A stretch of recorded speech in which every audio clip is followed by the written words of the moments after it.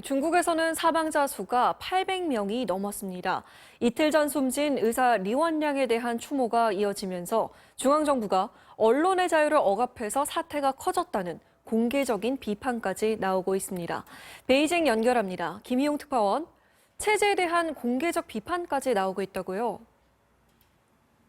네, 공개적 비판의 핵심은 언론 자유 억압입니다. 언론을 억압해서 사태를 키웠다는 겁니다. 우한에 있는 화중사범대학 탕이민 교수 등 10명이 공개 서한을 발표했습니다. 이번 사태의 핵심은 헌법이 보장한 언론의 자유다. 리원량의 경고가 유언비어로 치부되지 않았다면 이런 국가적 재앙은 일어나지 않았을 것이다. 이런 내용입니다. 그러면서 중국 정부가 사태 초기에 허위사실 유포로 처벌한 8명의 의사에게 공개적으로 사과하고 리원량을 열사로 인정하라고 요구했습니다. 언론의 자유를 요구한 건 중국 당국에게 상당히 민감할 텐데요. 이런 비판이 처음이 아닌 거죠? 네, 이달 초에도 중국 최고 명문대학 중 하나인 칭화대 시장루이란 교수도 같은 비판을 했습니다. 초기 대응 실패의 원인은 역시 언론 자유 말살 때문이라는 내용입니다.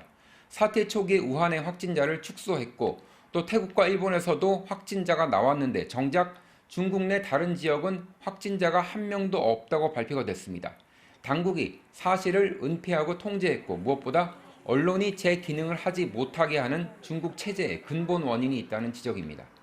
그럼에도 지금 중국 당국의 검열은 더욱 강해지고 있습니다. 지금도 리원량 추모 댓글이나 우한 상황을 전하는 SNS 글 같은 내용들은 계속 삭제가 되고 있습니다. 사망한 의사 리원량의 어머니가 당국에 해명을 요구했다는 소식도 있던데요. 네, 리원량의 어머니가 심정을 토로한 동영상이 있습니다. 들어보시죠. 你没看到没澄清事实以前，那孩子半夜都叫他们武汉那个公安局都给叫去了呗，血流鲜血如这么大的，后来我们也见到一个不行。 이런 분위기는 시진핑 주석 책임론으로까지 번지고 있습니다. 쉬지융이란 학자는 위기에 대처하지 못하는 시진핑 주석은 물러나라면서 금기의 영역을 건드리기도 했습니다. 뉴욕타임스 같은 미국 언론들은 사태가 이렇게 심각한데 정작 시진핑 주석은 보이지 않는다는 비판을 하기도 했습니다. 이번 신종 코로나 사태가 시진핑 체제의 큰 도전이 될 것으로 보입니다. 지금 중국 내 감염 상황은 어떻습니까? 사망자 수가 800명을 넘어섰던데요.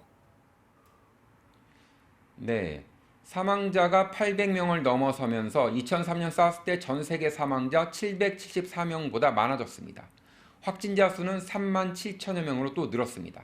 그나마 하루 신규 확진자 수가 지난주 3,000명대에서 2,000명대로 내려왔고 후베이성은 여전히 심각하지만 후베이성 밖의 확진자 수는 닷새째 계속 감소하고 있습니다. 1차 잠복기를 거친 환자 증가세가 이제 꺾이기 시작한 거 아닌가 이런 조심스러운 분석도 있는데 그래서 이번 주 추세가 관건입니다. 세계보건기구는 이르면 내일 중국 상황 조사를 위해서 조사관을 파견하기로 했습니다. 베이징이었습니다.